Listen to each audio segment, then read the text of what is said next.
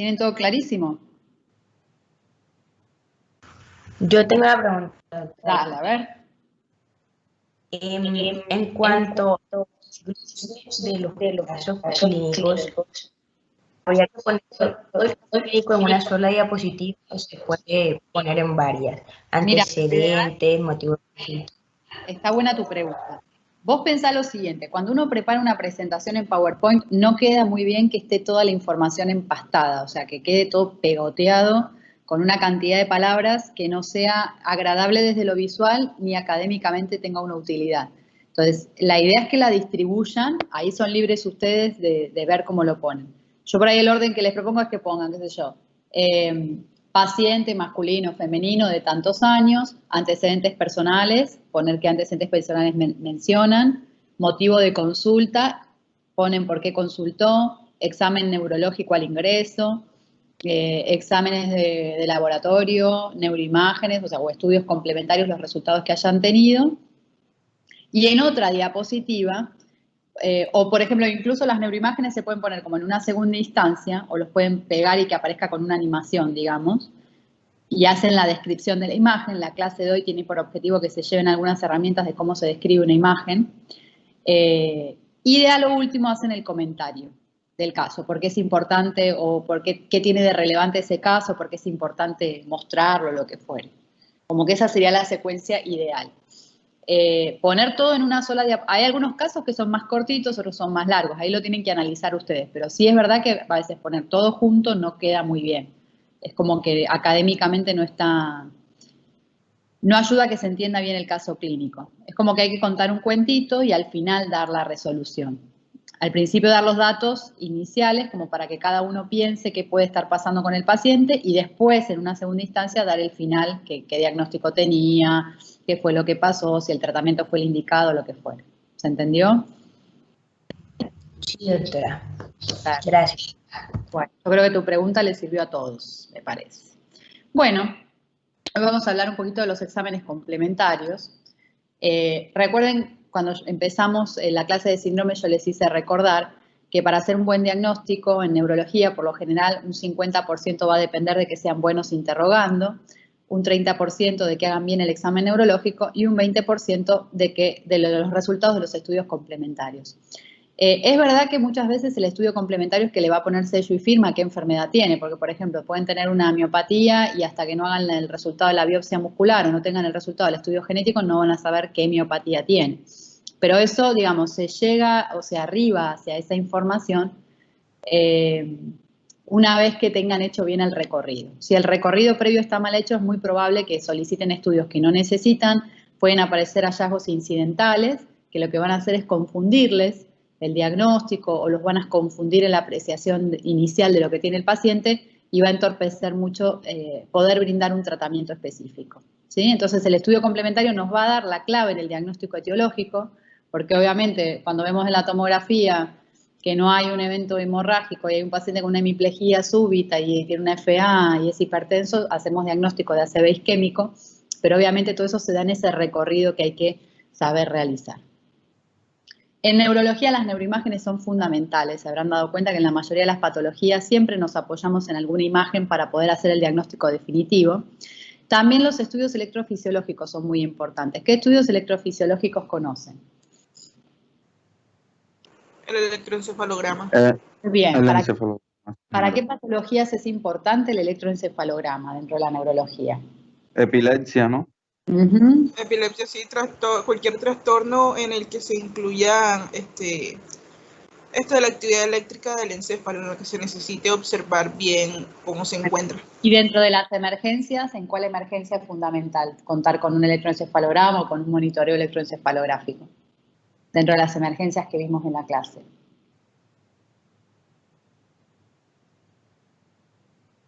¿Con el ictus, doctora? No, en el ictus no. ¿Accidente cerebrovascular? No, en el accidente cerebrovascular no necesito un electroencefalograma, salvo que se complique con la otra emergencia. ¿Cuál es? ¿Cuál es la emergencia en epilepsia? Estado mal epiléptico. El estado La catatonia. No, no, no. Bueno, la catatonía puede ser porque vos buscarías como diagnóstico diferencial y si el electroencefalograma es normal, obviamente apoya que eso es una catatonía, pues también puede ser un estado mal epiléptico, un diagnóstico diferencial, ¿ok? El estado mal epiléptico es la emergencia donde ustedes sí o sí necesitan documentar. Cuando es convulsivo, generalmente no, porque obviamente ustedes están viendo la semiología, pero cuando es no convulsivo, es muy difícil hacer diagnóstico si no tienen un monitoreo electroencefalográfico. ¿Y qué otros estudios electrofisiológicos conocen? ¿En qué otras patologías son importantes que hay otro grupo de estudios? En alteraciones del sueño. Bueno, ahí sí se puede hacer una polisomnografía, se llama, que también se hace un monitoreo electroencefalográfico, se hace un monitoreo de cómo es los patrones del sueño, se puede poner una electromiografía para evaluar si tiene síndrome de piernas inquietas. Sí, también. ¿Qué más conocen? Hay muchos de los que vieron hacer sus exposiciones que el diagnóstico se basaba en un estudio que también es electrofisiológico. Una electromiografía. Esa es la electromiografía. ¿En qué patologías es importante la electromiografía? De las que hemos visto. ¿En cuál nos ayuda a hacer el diagnóstico? En una esclerosis. Miastenia gravis. ¿En cuál de las esclerosis? En la lateral amiotrófica. En la lateral amiotrófica, porque en la mesial temporal usábamos el electroencefalograma, ¿no? ¿Qué otra patología implica o necesita la electromiografía para arribar al diagnóstico? Miastenia gravis. Muy bien. Las miopatías, profe, las miopatías. Perfecto. Como dio la compañera, la miastenia gravis también. Perfecto, ¿qué más?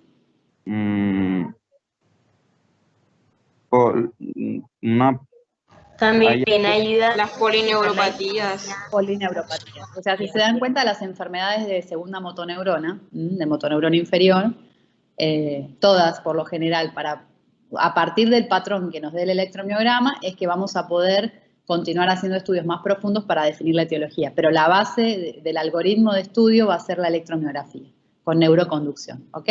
Bueno, aún así las neuroimágenes siguen siendo el estudio más importante en neurología, principalmente para las patologías del sistema nervioso central. Tenemos, bueno, para entender las imágenes hay que tener una base neuroanatómica, ustedes ya pasaron por anatomía, así que se supone que eso ya está, y si no está, como ya les dije, cada quien es responsable de sus falencias a esta altura del partido, entonces si ustedes tienen baches o, digamos, les han quedado algunos conceptos que no los han profundizado demasiado, todavía es el momento de reverlos, aprenderlos, ¿sí? Todavía están en la universidad, no están con pacientes a cargo, entonces las falencias que ustedes identifiquen académicas las tienen que ir subsanando. Entonces, bueno, por ahí para entender una imagen, a veces es bueno tener al lado el libro de anatomía, porque si uno no conoce la anatomía normal, es muy difícil que puedan interpretar cuando hay algo patológico. Y por otro lado hay que entender algunas cositas técnicas muy básicas, no hace falta ser físicos, sino algunas cosas de los métodos de cómo se obtienen las imágenes para poder interpretarlas adecuadamente.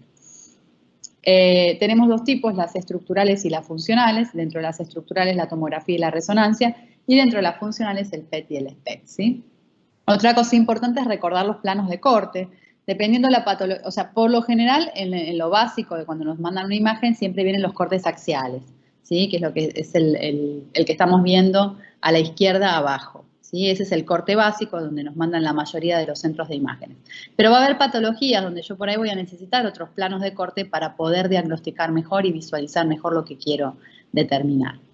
¿En qué patología consideran que necesitamos un plano sagital?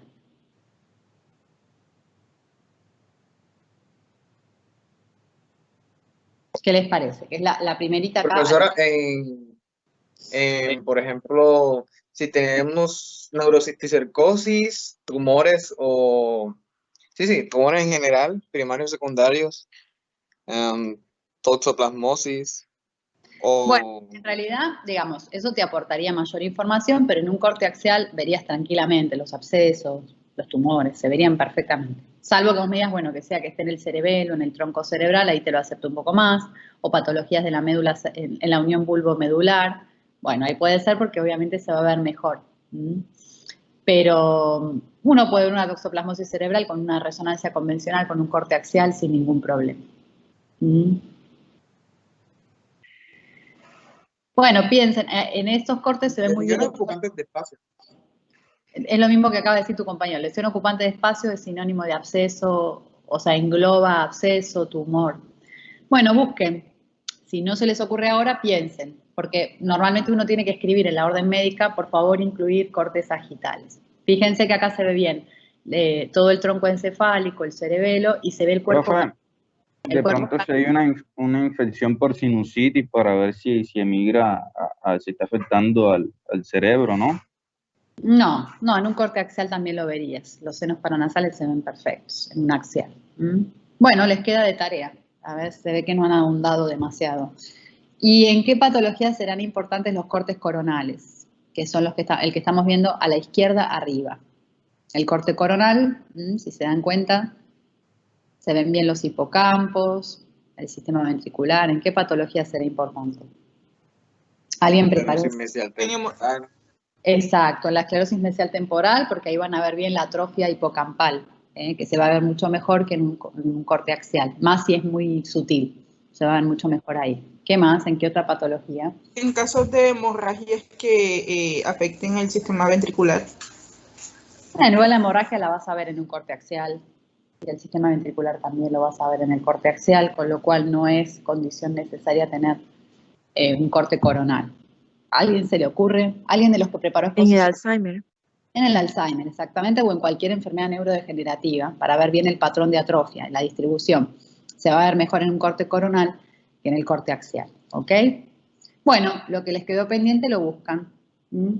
Con respecto a las técnicas de obtención, para la tomografía se utilizan radiación ionizante, rayos X, y digamos que cómo se construyen las imágenes tiene que ver con el patrón de absorción de esa radiación. Entonces, los distintos tejidos, según su composición, la composición que tengan, van a absorber de diferente manera esa radiación y a través de un procesador eso se lee y se establece la imagen.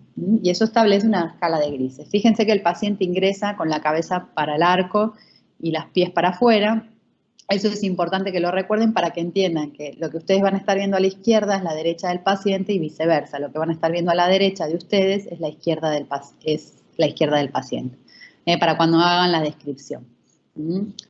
Esa escala de grises que se establece según el nivel de absorción que tenga de esa radiación los distintos tejidos, se establece en una unidad que se llama unidad de Hounsfield, ¿sí? Lo más hipodenso, que es lo más negrito, va a ser el aire, la grasa, el líquido cefalorraquídeo y el agua. Lo más isodenso, la sustancia blanca, la sustancia gris.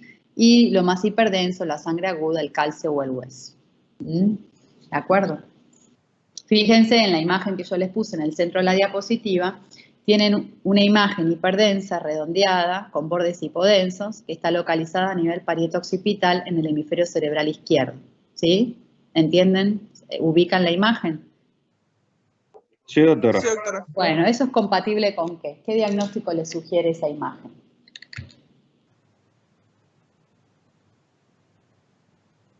Si es hiperdensa, ¿qué posibilidades tiene de ser?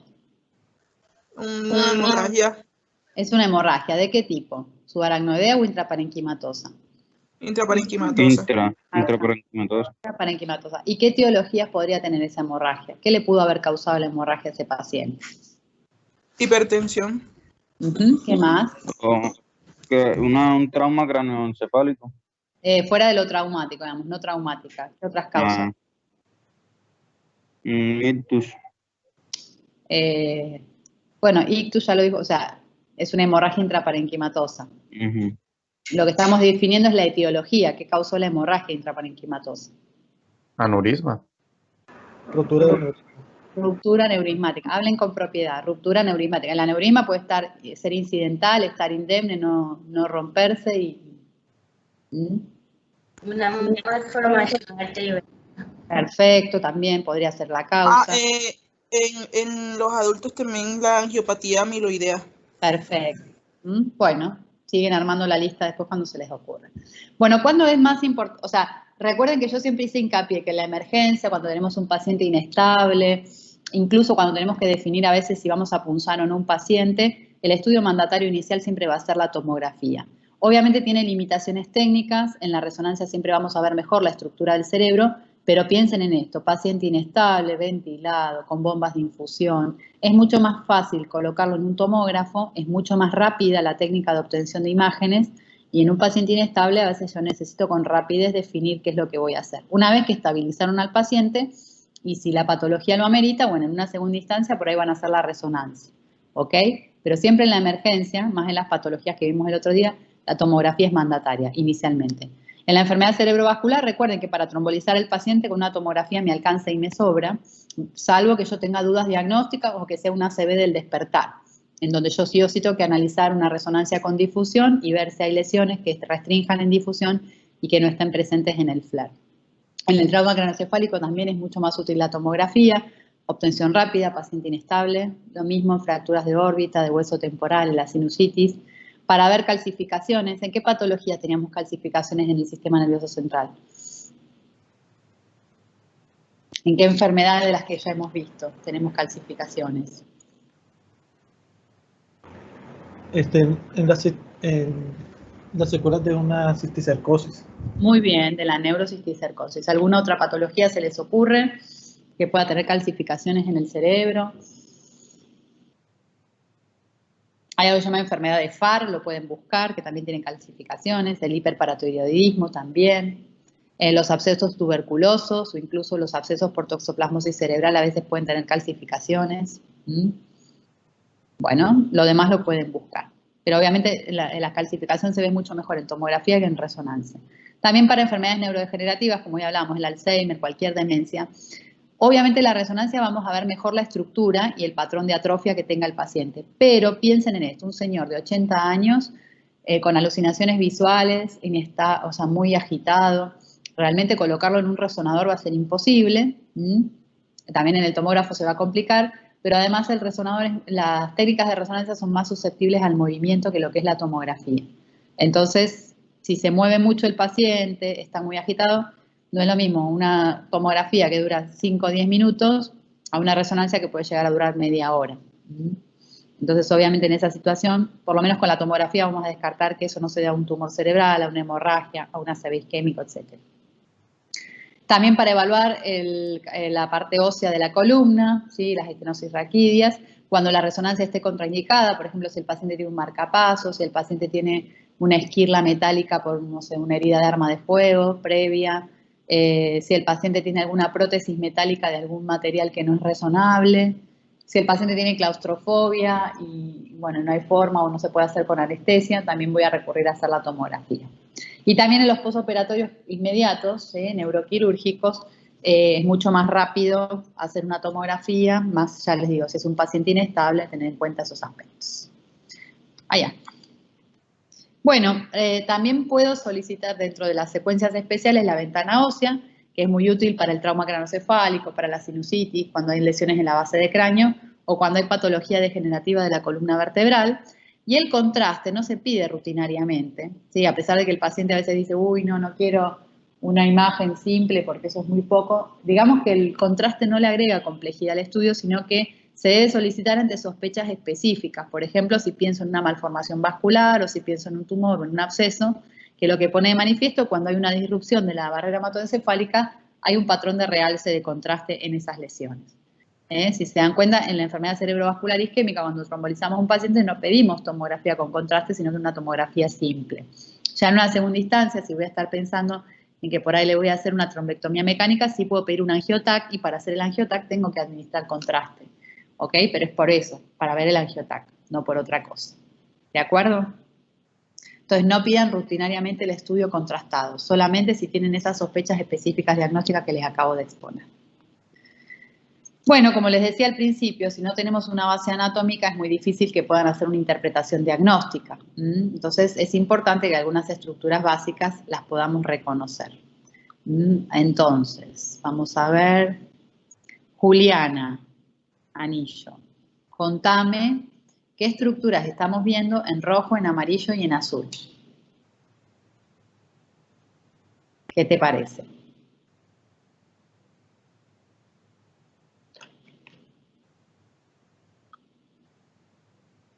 ¿Estás, Juliana?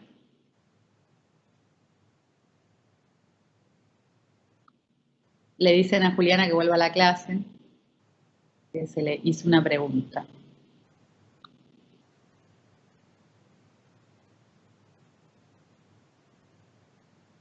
Juliana, ¿estás en la clase o estás en otro lado? Ok, bueno, contame. ¿Qué estamos viendo? ¿Qué estructuras del sistema nervioso central estamos viendo en rojo, en amarillo y en azul? ¿Qué te parece?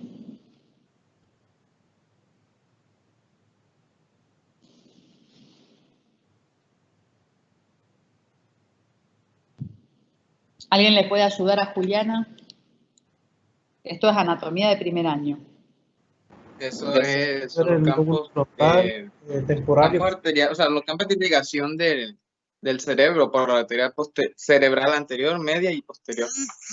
Y de paso son los lóbulos frontal, temporal y occipital. O sea, todo. Ok, y esas estructuras en color gris que estamos viendo. ¿Qué Esos son? son los Esos son los ventrículos. ganglios basales. Esos son Los los ganglios ganglios basales. ¿Me podés El mencionar? que está en el medio es el tálamo. Muy bien. Los de que están arriba, al lado de los ventrículos laterales, ¿cuáles son? Ese es el fornix. No, los caudados. Los caudados. Eso, Ah, muy bien. sí, lo siento. Y los que están en el entremedio de los lóbulos temporales y frontales. Ese complejo. Globo pálido interno, No es la externo cápsula. y el putamen, creo que. Muy bien. Y en conjunto, ¿cómo se llama el núcleo? Lenticular. ¿Ok? Bueno, esto es algo muy básico, pero muy básico, que lo tienen que tener clarísimo, porque imagínense, si ustedes quieren describir una imagen, pueden poner en cercanía del núcleo caudado, del lóbulo temporal, del hemisferio cerebral derecho, encontramos una imagen hipodensa, ¿sí? Siempre hay que buscar referencias anatómicas para hacer la descripción, ¿entendido? Bueno, y lo otro son los territorios vasculares, más en la enfermedad cerebrovascular, tanto isquémica como hemorrágica, tienen que recordar que lo que está en azul corresponde a la arteria cerebral anterior, lo que está en naranjado a la arteria cerebral media, lo que está en verde a la arteria cerebral posterior, y lo que vemos en multicolor en el lado izquierdo de la diapositiva es lo que corresponde al territorio vértebro-basilar. Eso es importante cuando estamos analizando una tomografía o una resonancia de un paciente con una enfermedad cerebrovascular. Bueno, esta ya la hemos visto en varias clases. A ver quién me puede hacer una descripción de esta secuencia de imágenes y qué está representando. ¿Quién se anima? Profe, como tal, ahí la persona no está sufriendo como una hemorragia, ¿no? No, de ninguna manera. Una Esa es la isquemia. presente del proceso de la A isquemia. ver, no me digan, yo les voy a decir una cosa, algo que me hace ruido. La isquemia o una isquemia lo dice mi abuelita, que no es médica, que no estudió medicina. O como dicen, la trombosis, el Una derrame. ruptura. Un ACV isquémico. Ahí me gusta más. Estamos en Un ACV neurología, isquémico. ya tuvimos la clase, es un ACV isquémico. Bueno, contame, a ver, quien acaba de decir primero eso, contame qué estamos viendo en esta secuencia de imágenes. ¿Qué te parece?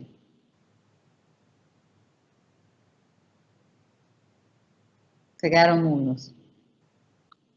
Profesora, Dale. se le aprecia el borramiento de interfase sustancia gris, sustancia blanca, que vendría siendo los principales signos precoces o hiperagudos que se llaman, ¿no? Exacto. Además del borramiento de los surcos, ¿qué otros signos estamos viendo? Sí. Borramiento del ribete insular, bordes del cuerpo estriado, aumento de la densidad, pues en este caso el vaso que se está afectado. ¿Cuál es el vaso que está afectado? Allí sí no me acuerdo el nombre, pero sí sé que es allí donde está la flecha. Mirá lo que te acabo de decir. Estos son los territorios vasculares. ¿Los ves? Y ahora quiero que veas la imagen. ¿Qué territorio vascular es el que está involucrado? Arteria cerebral media, doctora. Claramente. ¿Y cómo se llama cuando la arteria cerebral media está hiperdensa, como se ve ahí, por estar trombosada o obstruida? ¿Qué signo indirecto es ese? ¿El signo de qué? El signo de la cuerda. Exactamente, el signo de la cuerda. Entonces recuerden que la tomografía inicialmente nos va a servir para descartar una hemorragia y para buscar los signos indirectos en caso de que el área de isquemia sea extenso, ¿ok?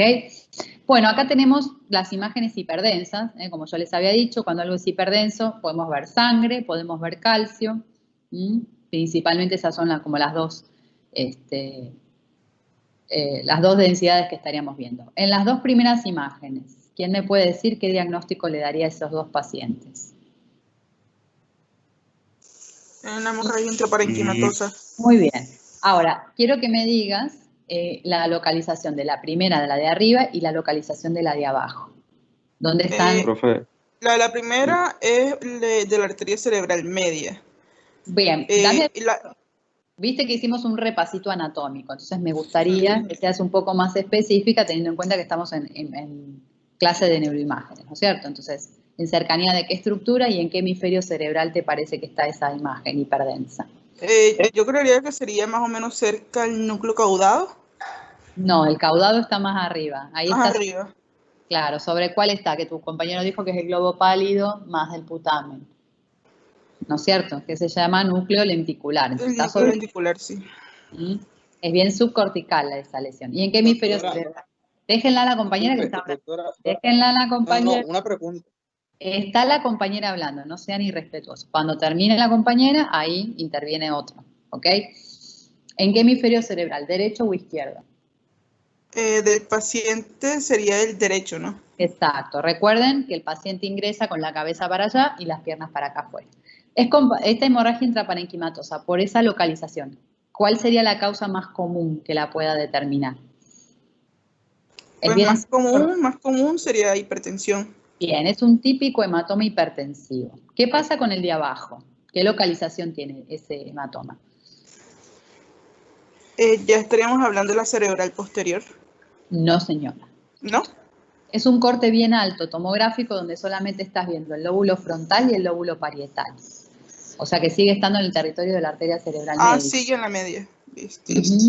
Hay algo que ustedes van a ver ahí, se llama signo del gancho, como si fuera, dentro de los surcos hay uno que parece como el gancho de un pirata o el garfio de un pirata. No sé si lo llegan a ver. No sé cómo se marca acá. Sí, ahí usted pasándole el mouse y se ve. Lo ven, bueno. Eso que ven ahí es el signo del garfio o el gancho, como le quieran decir, o signo del hook, que es en inglés, y esa es la cisura de Rolando. La cisura de Rolando que nos divide frontal de parietal. O sea que es un corte tomográfico bien alto, ¿ok? Bueno, entonces, teniendo en cuenta esta súper ayuda que te acabo de dar, ¿qué localización tiene este hematoma?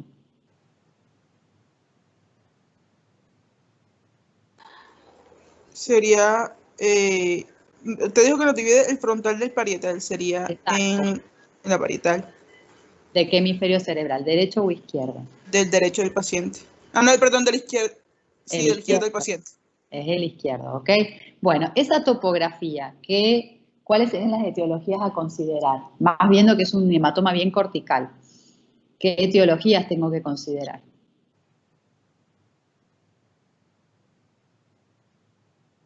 ¿Qué causas me pueden determinar ese hematoma?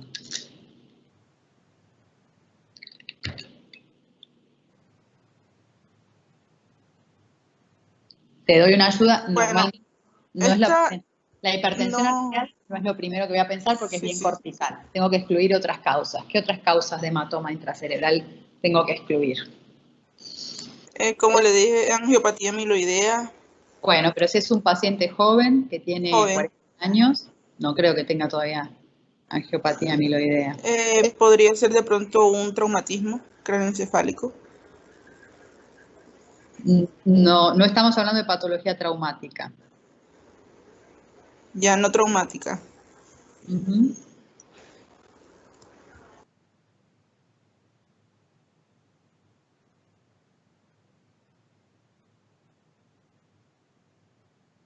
¿A quién se le ocurre otra causa? ¿No podría ser una malformación arteriovenosa? También, exacto, una ruptura de la malformación arteriovenosa o ¿de qué más? De un aneurisma, ¿no es cierto? Sí, señor.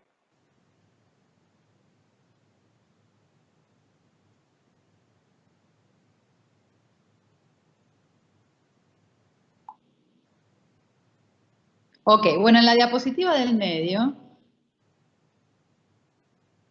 estamos viendo múltiples lesiones pequeñas, hiperintensas, ¿Sí? ¿En qué patología? Neurociticercosis. Neurociticercosis. Ahora, Parecen calcificaciones, doctora. Exacto. ¿A ese paciente ustedes lo tratarían?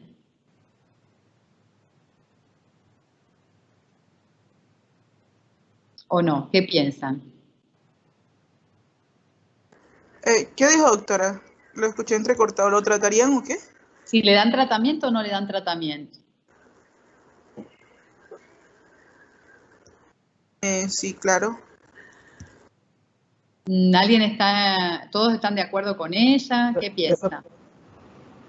Yo digo que no, porque si no estoy mal, según lo que alcanzo a ver, ya debería estar, ¿cuál es la palabra? En una forma cicatrizante ahí. ¿no? Muy bien, cicatrizal o residual, no cicatrizante, sino que es una secuela lo que estamos viendo. Quiere decir que ya recibió tratamiento específico y no hay un parásito vivo. El parásito ya está muerto, entonces no se le tiene que dar tratamiento. Puede ser que tenga una epilepsia este paciente y vamos a tener que darle de por vida antiepilépticos, pero no se le da ni albendazol ni praziquantel porque ya está resuelta la parasitosis, ¿ok? Es lo que queda como residual. Bueno, en las otras dos vemos dos hiperdensidades, una en el centro de la protuberancia, la que está por encima, arriba, y la otra es toda perimesencefálica. Si se dan cuenta, tiene mucho borramiento, mucho edema, tiene dilatación del sistema ventricular. Entonces, ¿con qué es compatible la de arriba y con qué es compatible la de abajo? La de abajo podría ser una hidrocefalia, doctora. Tiene hidrocefalia como complicación, pero la patología principal, ¿cuál es? Esa hiperdensidad, esta perimesencefálica. ¿Qué patología es? ¿Algún tumor? No. Lo que es hiperdenso hace... No, lo que es hiperdenso, ¿qué dijimos en tomografía? ¿Qué estamos viendo cuando es hiperdenso? Pues el líquido cefalorraquídeo. No, el líquido cefalorraquídeo se ve hipodenso, no se ve hiperdenso. Hiperdenso es óseo, o sea, hueso, sangre. ¿Y qué te parece que puede estar ahí perimesencefálico?